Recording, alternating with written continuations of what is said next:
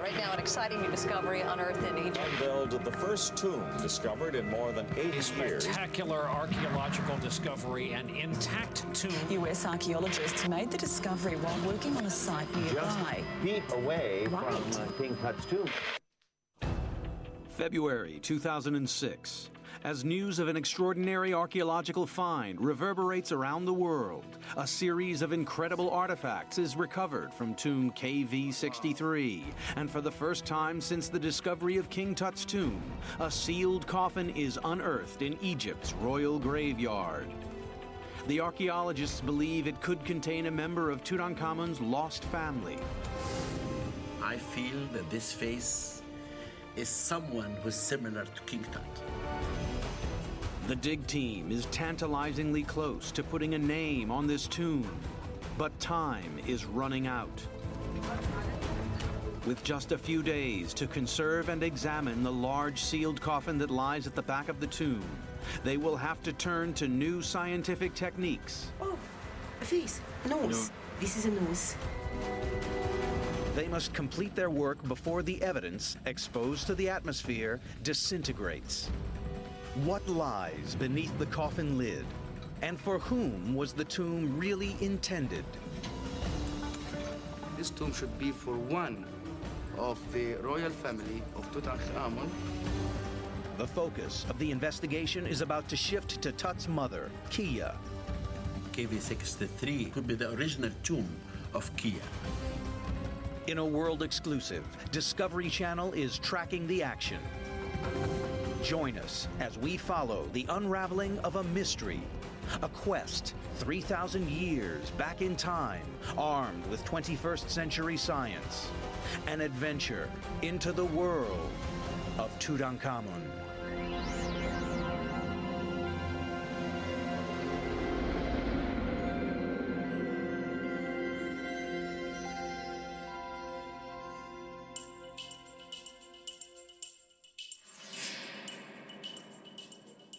In Egypt's Valley of the Kings, the summer heat hits 130 degrees Fahrenheit. Inside a burial chamber known as KV63, an American and Egyptian team of archaeologists is being tested to breaking point. They're racing to reveal the secrets of a large sealed coffin found here in the pharaoh's sacred graveyard. In 2 days' time, Zahi Hawass, Secretary General of Egypt's Supreme Council of Antiquities, will arrive to open the coffin.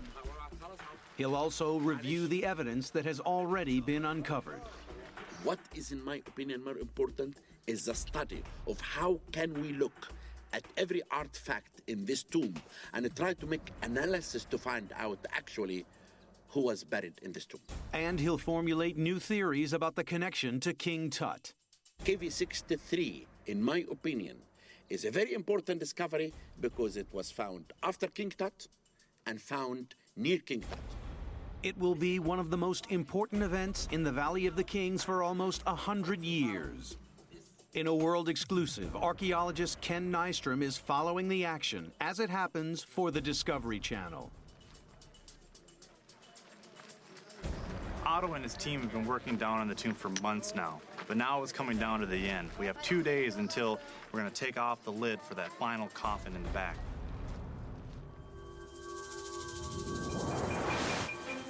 For the first time in the history of television, it'll be possible to witness a discovery of this magnitude as it unfolds, and glimpse inside a time capsule perhaps sealed in the reign of Egypt's most famous pharaoh.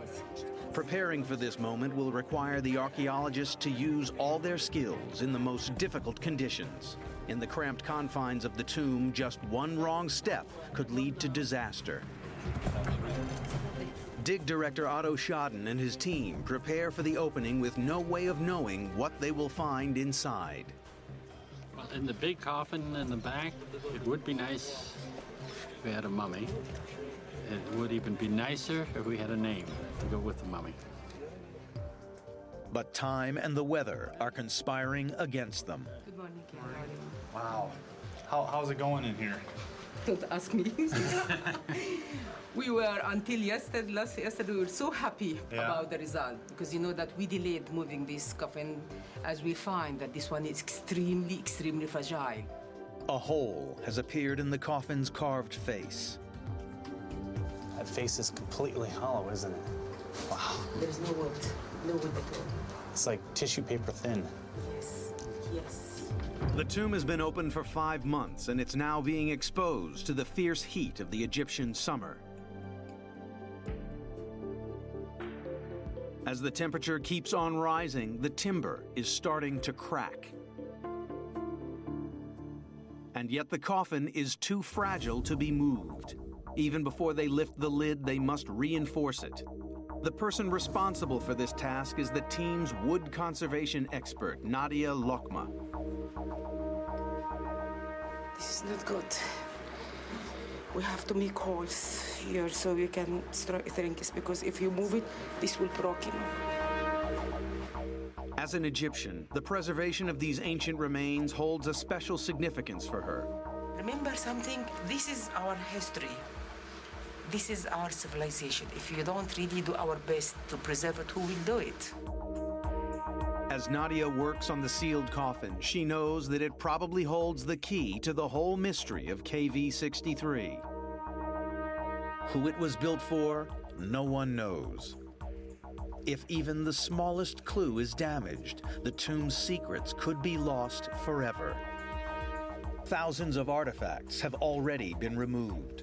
The team is now searching for evidence among the 2 remaining coffins that rest next to the large one at the back. As with a crime scene, nothing can be moved before it's been recorded and analyzed. Priceless inscriptions will be documented and decoded in search of a name. An endoscope will offer a glimpse beneath the sealed coffin's lid. And the team will pursue a lead already suggested by one of the damaged coffins, a reed mat that appears to bear the imprint of a body. This is the first evidence which saying that there was a mummy on these coffins. So it's wonderful. The sealed coffin may still contain a body, but whose? The objects already recovered indicate that the tomb has a connection to Egypt's most famous pharaoh. These face masks were painted during Tutankhamun's time. They bear an eerie resemblance to the boy king. Inscribed mud seals are the same as those found in Tut's tomb.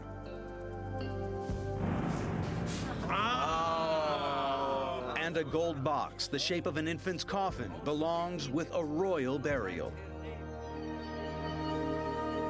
Does the sealed adult's coffin hide a member of Tutankhamun's royal family? The person who should be buried in this tomb should be someone near to the heart of King Tut. The hunt for proof goes on. The team is about to examine the small gold casket, one of the most incredible finds that any of them has ever made. They really did their best to cover all the evidence. They will prepare for the moment when the sealed back coffin is opened. And they will finally prove a connection between KV63 and Tutankhamun's tomb. A spectacular find has been made in Egypt's Valley of the Kings, a tomb that may hold the long-lost family of King Tut. The tomb is gradually giving up its secrets. KV63 is a small space. It would be impossible for the team to analyze their findings in these cramped conditions. So the decision was taken to set up a field lab in a larger, empty tomb a few yards away.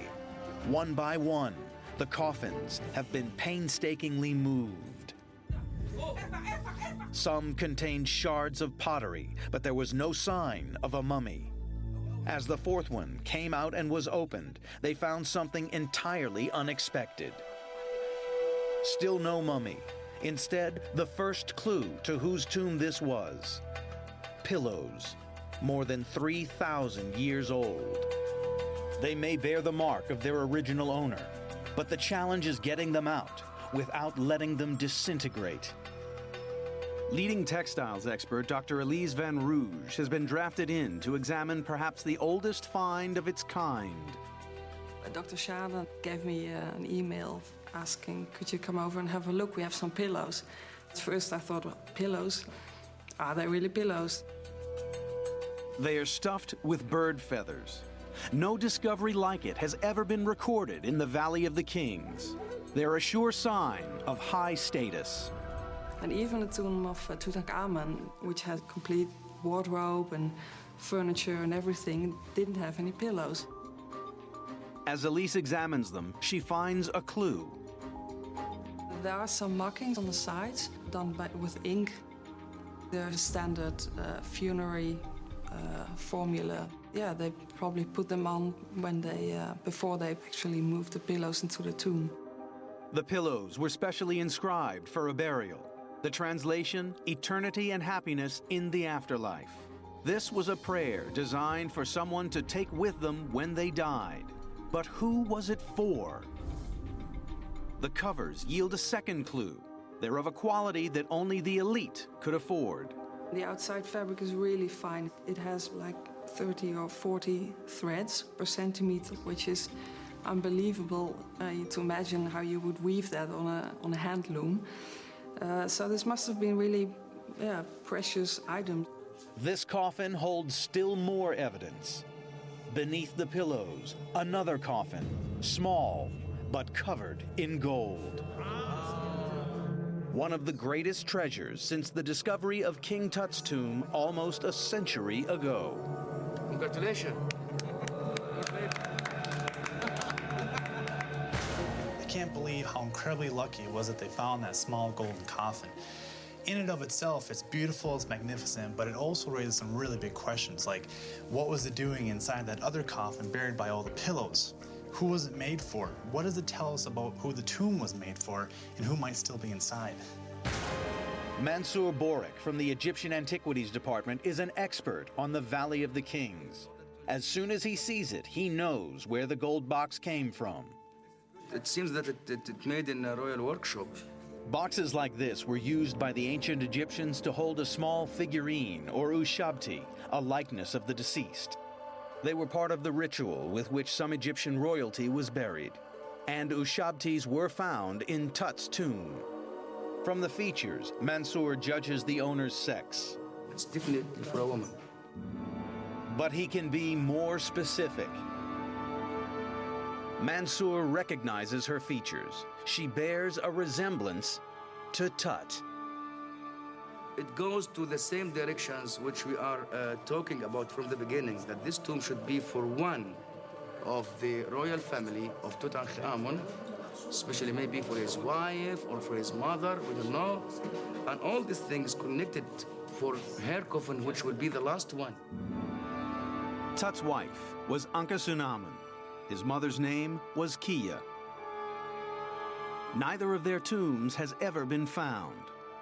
Could one of them lie inside the sealed coffin? Can this small gold coffin give the answer? Nadia still actually hasn't seen the little gold coffin. Her expertise could really help the team figure out who it was made for and what it was doing there at all. It's beautiful. It is fantastic. It is wonderful. Oh my goodness, I love it. It's you know how much? I love it. The inside of the box appears to have been coated with a thick layer of resin. My feelings say that part from that resin is new. Maybe there was something inside it.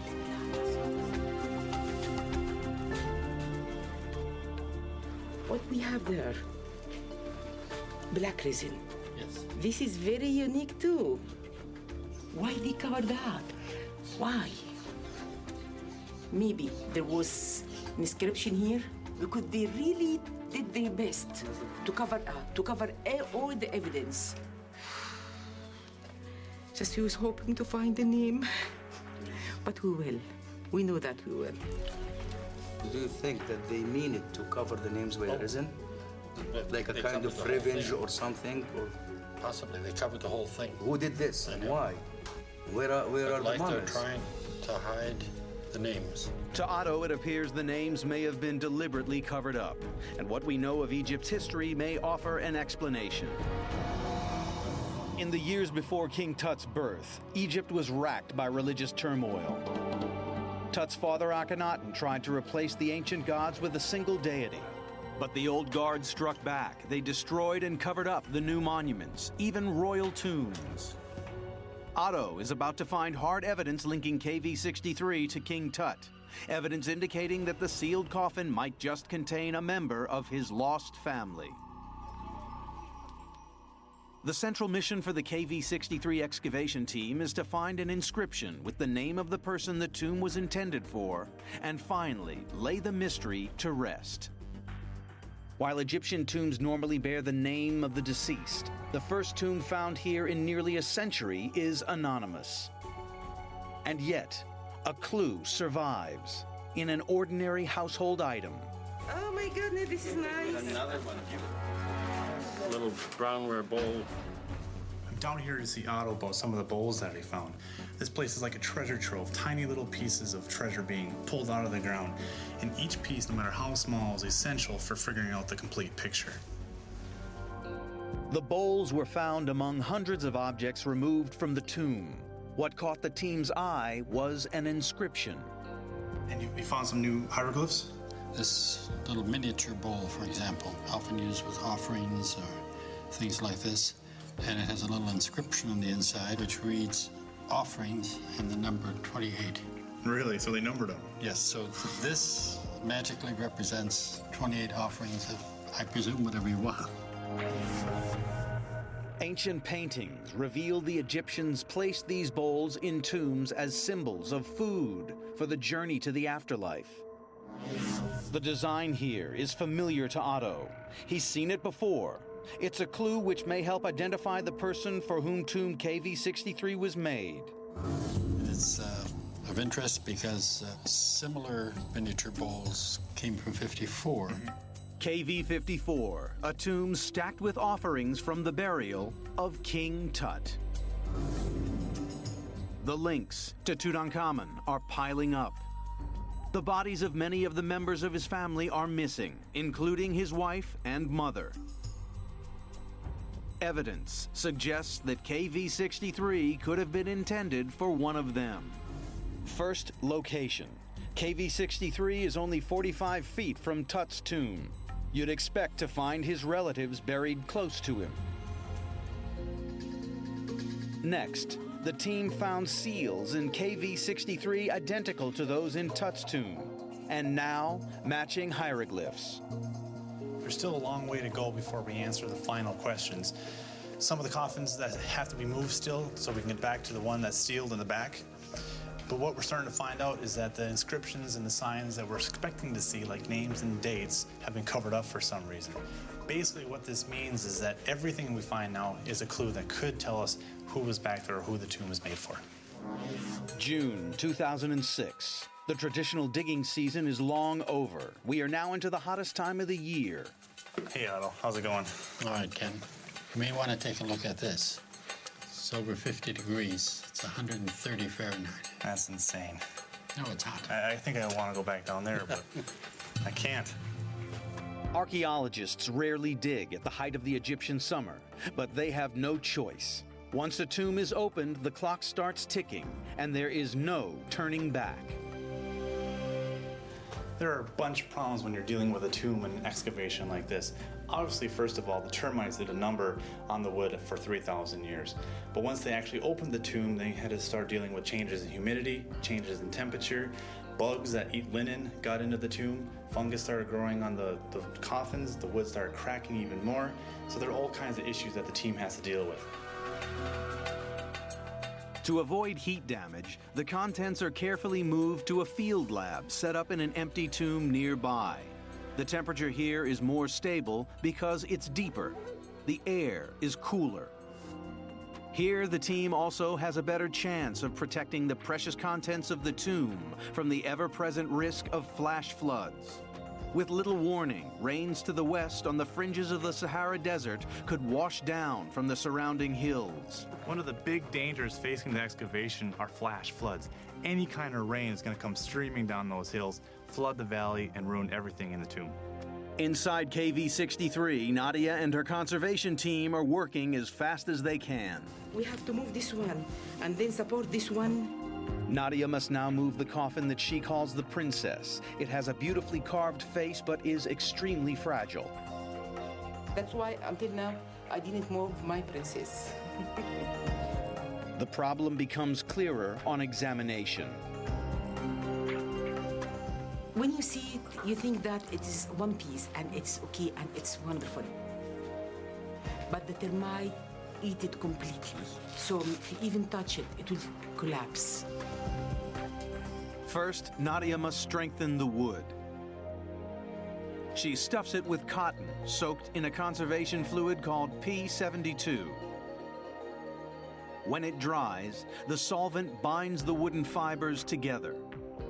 Then Nadia hopes that the coffin lid can be lifted in one piece. We want that deeply. We should. We must. How? Don't ask me. But we will do it.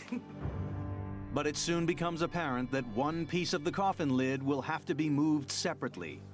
With the coffin's carved feet precariously balanced, they could fall off with the slightest knock. Nadia makes the decision to detach them. While the solvents applied to the rest of the coffin dry and harden, Nadia turns her attention to another coffin. A small one, tucked underneath the large, sealed coffin.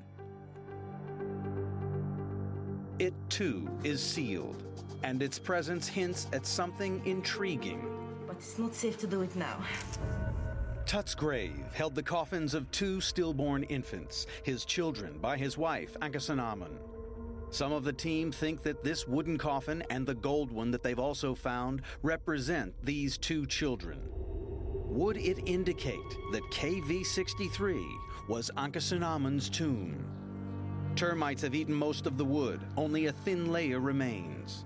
The coffin must be moved, but it can't happen yet. It needs to be pushed in that direction little, but it's not safe to do it now. We can't move it while it's weak. So we put the cotton with the consolidation material. Tomorrow it will be hard, so we can move it if we want. But it's not safe to move it while it's like that. They simply can't move quickly enough. The attempt at conservation comes too late.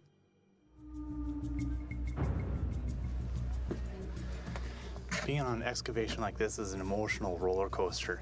Just as soon as you find something amazing that you're hoping is going to give you the answer, something else happens that sets you back. Oh, it's collapsed. Overnight, before the fluid could dry, the little coffin collapsed. Not only is it ruined, it's now clear that it was empty. There's nothing inside. The wood was eaten completely, and it's covered with black resin from inside. And of course, the gold leaf is corroded. I'm sorry about that. Okay, put it there. That will need a lot of work. But as one line of investigation fails, another is about to open. The team is about to come a step closer to cracking the mystery of who was buried here. In a few hours, the team in KV63 will lift the lid on an ancient mystery. They'll open the first sealed coffin found in the Valley of the Kings since King Tut. What might lie inside is still unknown, but another coffin found in the same tomb may shed some light. This coffin collapsed long ago, but its face survived intact. A face so beautiful that Nadia calls this the princess coffin.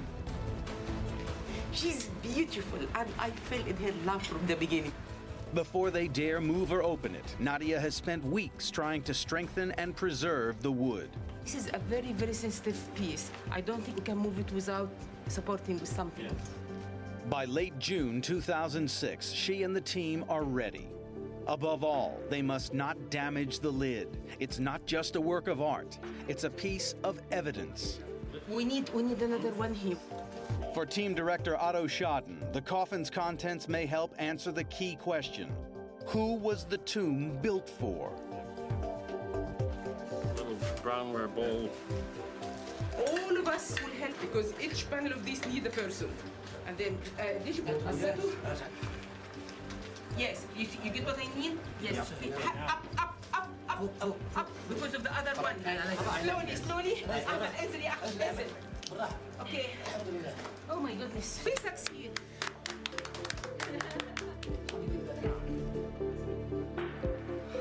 Oh my goodness, one piece.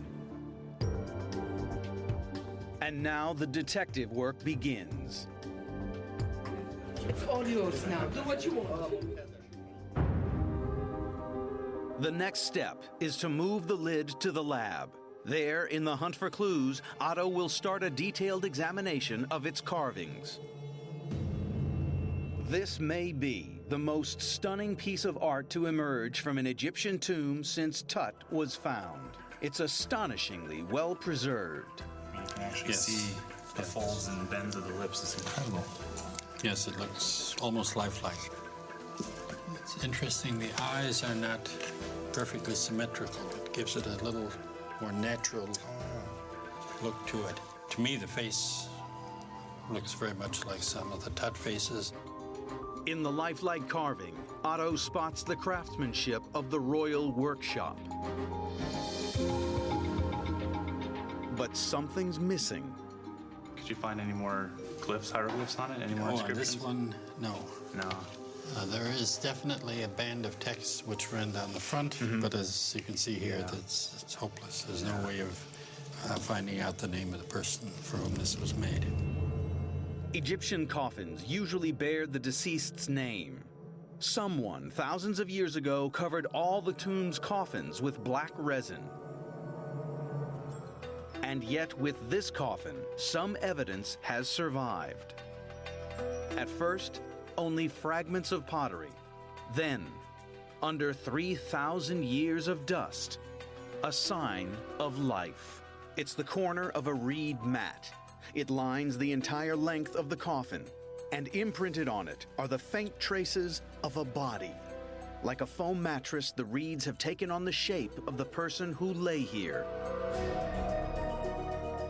Well, it does look like an indentation for the head. Yeah. The shoulders. And the foot. The foot.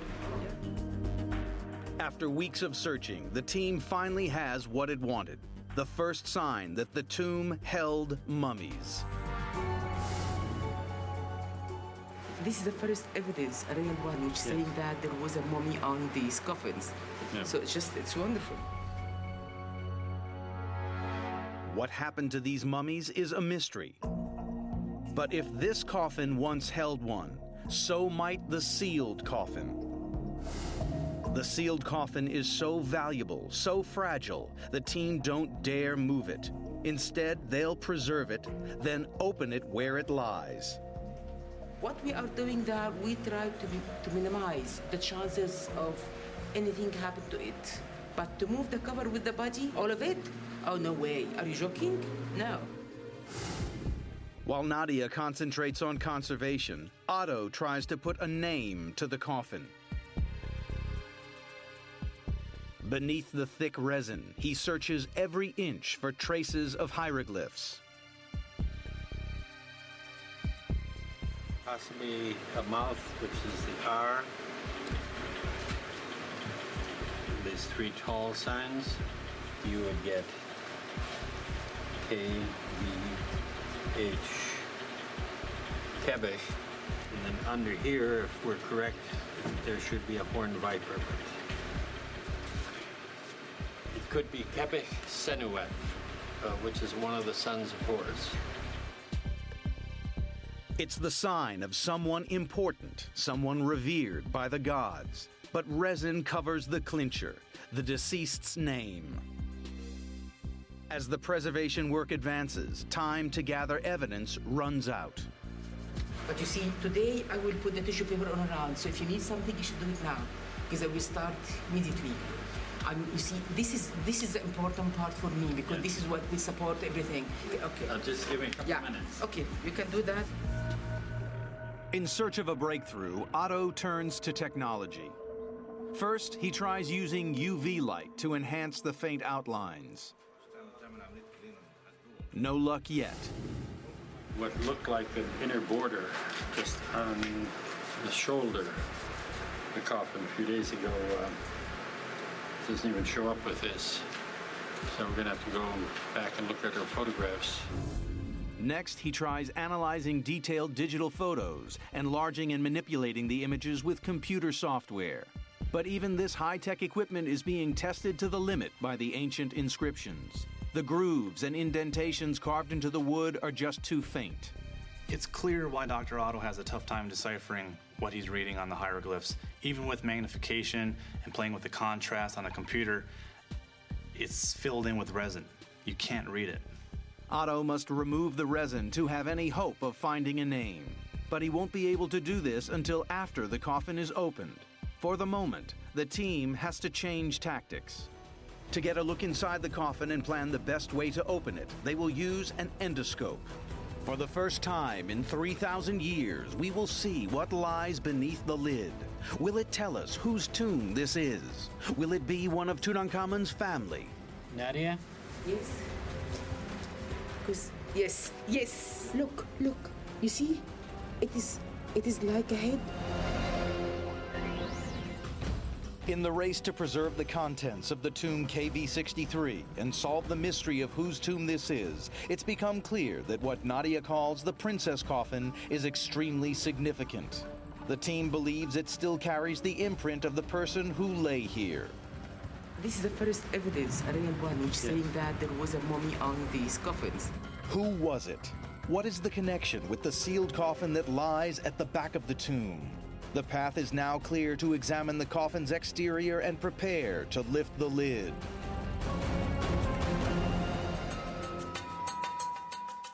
Only a day to go before it's opened. Nadia races to finish the job of reinforcing it. It's covered with tissue paper and brushed with a hardening conservation fluid. The team must then wait for the arrival of Dr. Zahi Hawass, the head of Egyptian antiquities. Only then can they take the next step. The excitement is mounting. The team know that what they find could solve a mystery more than 30 centuries old. Nadia Lakma can't wait. She finds a tiny crack and gently probes inside. Yeah, I can feel it. What I feel from the spatula, it is something soft. Oh yes, here. There is something inside it, but what's inside it, we don't know. Maybe it is burro, maybe it's a mummy.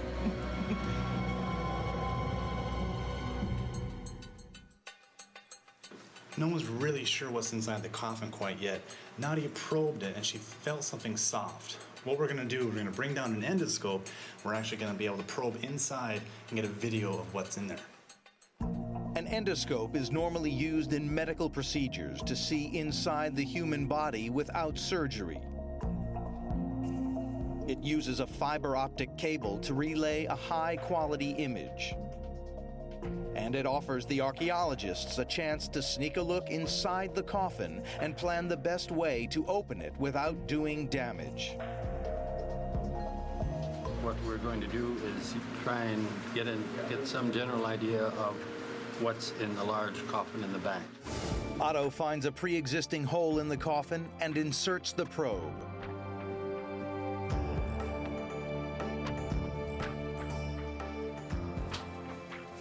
It looks like textile. See this overlapping textile? That's what you'd want to see a lot of if there's somebody in here.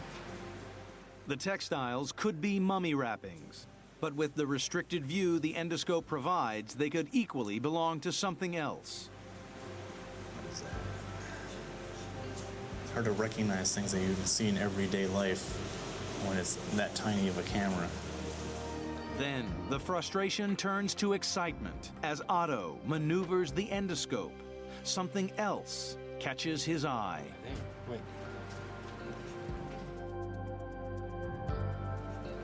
Nadia? Yes, yes, yes, yes. Here. Oh, this is garlic.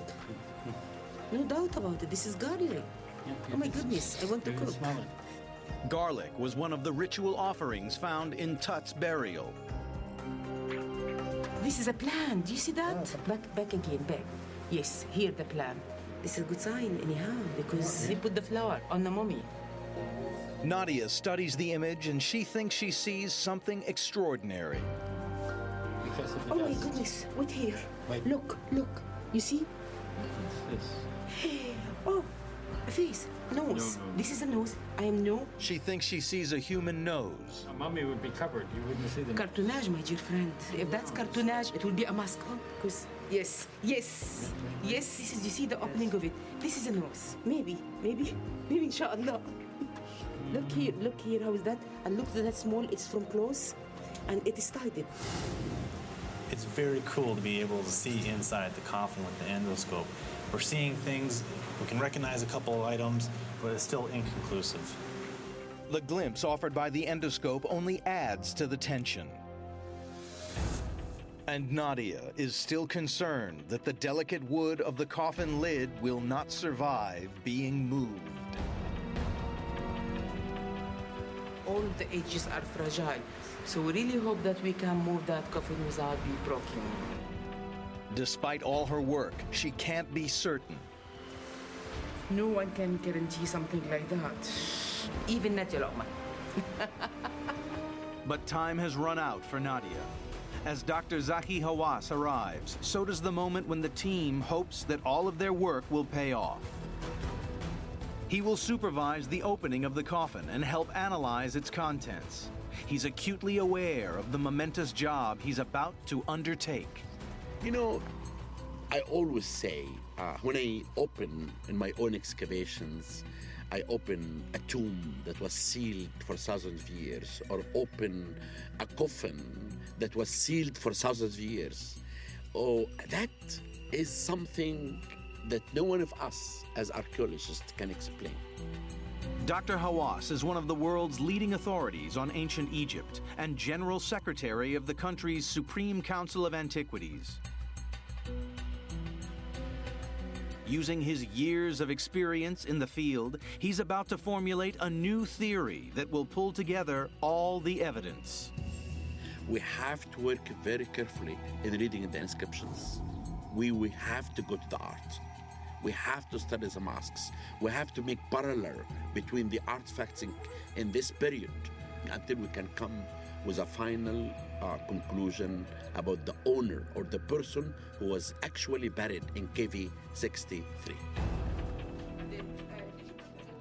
In the Valley of the Kings, the moment that everyone has been waiting for has finally arrived. Soon, the last coffin in tomb KV63 will be opened. It's pretty exciting. The atmosphere is ramping up a little bit, getting a little bit more intense. People are getting a little more nervous. I'm getting anxious. Dig director Otto Schaden has endured 5 months of heat, sweat, toil, and dust. So, Otto, are you a little nervous? I'm a little nervous. Well, anxious. We don't know exactly what will happen or what will turn up. Dr. Zahi Hawass, head of Egyptian Antiquities, will open the coffin personally. Before the moment of truth, Otto shares what they've found so far. Artifacts similar to what was found in Tut's tomb and these shards of pottery. Their hallmarks say they come from early in the reign of an unnamed king. This is the most intriguing one because this is year 5 wine from Charu. Wine? Yes, Europe. These miniature vessels were found in one of the large jars. Okay. And this one simply mentions henket, which is offerings, a general word for food, drink, everything, and the number 28. You know, I think the most important significance of this artifact that maybe it's similar to what's found in King Tut tomb, and maybe this could reveal some of the clue that we don't understand. The prize find is this golden coffin. Was it built to carry a statue and a shabti, or was it made for a baby? I believe this is an infant more than the stone for a shawabti. This is maybe the best that found at the tomb. The tomb holds other riches. Ever since KV63 was opened, one piece has enchanted Hawass: a dazzling carved face. You know, I feel as if the face is alive. It's coming to me as a person, as a living person. But for whom was the large sealed coffin made? Dr. Hawass already has his suspicions. Early on, some team members thought that the small gold coffin and the other infant's coffin represented King Tut's stillborn children. If so, is that a sign that the tomb was built for his wife, Tutankhamun? There is no way that this could be the tomb of the wife of Tutankhamun, because she married two important kings. Tutankhamun outlived Tut. She married another pharaoh. Zahi believes her tomb would have been far grander than the humble KV63. If this isn't her tomb, whose is it? The only one that we can really think of who's really near the heart of King Tut is a woman that history neglected her, is a woman that very few people on earth knows her name. And that was a secondary queen, Queen Kia. Kia was Tut's mother, the second wife of his father. She disappeared from history around the time Tut was born. Some historians believe she died in childbirth. As a second wife, she didn't deserve a grand tomb. Could she have ended up in a simple resting place like KV63? Then they cut the tomb, in my opinion, and they buried the queen. Is KV63 the tomb of Kia? Does the sealed coffin hold her body, untouched for more than 3,000 years?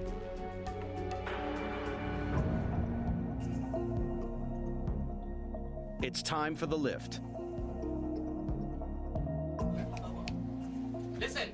Everybody wants to be present. The first coffin in the valley that's going to be opened up inside the tomb since Tutankhamun. The first coffin that's going to be documented like this. I mean, it's a sealed coffin, and so, I mean, that's incredible in and of itself. But then opening it up with this amount of documentation is phenomenal. And there's hardly room in the small chamber for the archaeologists themselves. Nadia's anxious that the coffin will be damaged. Excuse me. Do you have permission? From Dr. Zahid. Okay, please. It's crazy in here, as you can see. There are way too many people in the tomb. So many, there's no room to open the coffin. Any sound that I will hear in English or in Arabic, I will dismiss everyone out from this tomb. And I mean it. اطلع. Dr. Shahid, please come in.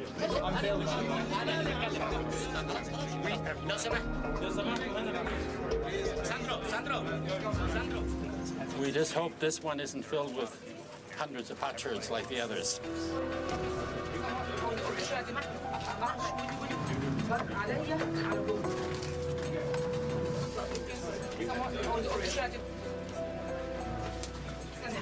It must be high. Wait, please. Okay. ارفع اللوح. ما تنسى سبيس. خلاص انا حط هنا. حد في الوسط يا بليز، حد في الوسط يا استاذ. يا جماعه انتوا مكان الحرب، يا جماعه.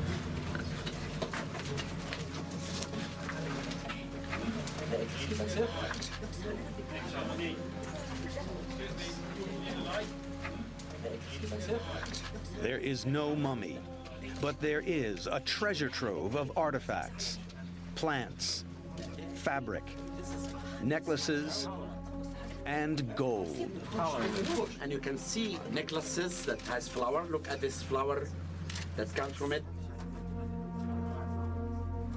And this is the remains of linen. And you can see in one piece here, it's a casing of gold. We were hoping for a mummy. No, this is better than a mummy. Look, this is like a bag. It's a papyrus, and it have a handle here. But my goodness, this is a treasure. So are you excited about this? Yes. Now I won't get home till September. There may be no mummy, But these finds thrill the team because every one of them is a clue to answering the big question. Whose tomb was this? Dr. Hawass believes he's already seen the most vital piece of evidence, the lid to the coffin that Nadia called the princess. Faces can reveal lots of mystery. Look at the way that the artist made the eye and the eyebrow, nose and lips. I could feel from the art style and the face that's similar to King Tut. This could be the face of his mother. For Dr. Hawass, the very location of the tomb supports this idea. King Tut's tomb and KV63 are separated by just 45 feet. And look, just a few feet in front of the tomb. Actually, it is in front of the tomb. If Dr. Hawass's theory is right, it solves one of the mysteries that surrounds King Tut. Why was he buried where he was, in such a small tomb? He came to the throne as an 8-year-old boy, a motherless child. And he died suddenly in his teens. His burial chamber had to be finished in haste. But perhaps Dr. Hawass has found the reason why that tomb was dug here. Was it to place him near the mother he never knew? As a son, he could make one decision. Please bury me beside my mother, too. For Dr. Hawass, the final piece of evidence lies in Tut's own tomb. Look at the face of this coffin. If you bring the other face that found in KV63, they are similar exactly. Look at the eyebrow. Look at how the eyes are made.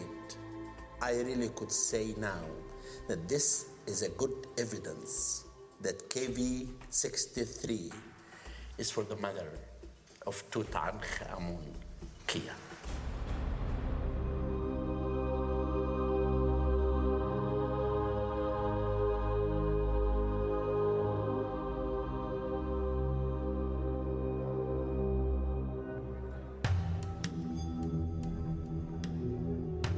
Today has been phenomenal, and all kinds of new evidence is coming to light. Dr. Hawass thinks that the tomb was for Kia, Tut's mother. Dr. Otto and his team, however, still have to go through 16 jars and all that material in that back coffin, so the science still goes on. Against the clock, the team has completed the rescue operation, but now a new phase of investigation must begin. Each item from the open coffin must be studied. The 16 huge jars must be opened. The thousands of artifacts that once filled KV63 must be analyzed for the one piece of evidence that will offer concrete proof and give them a name.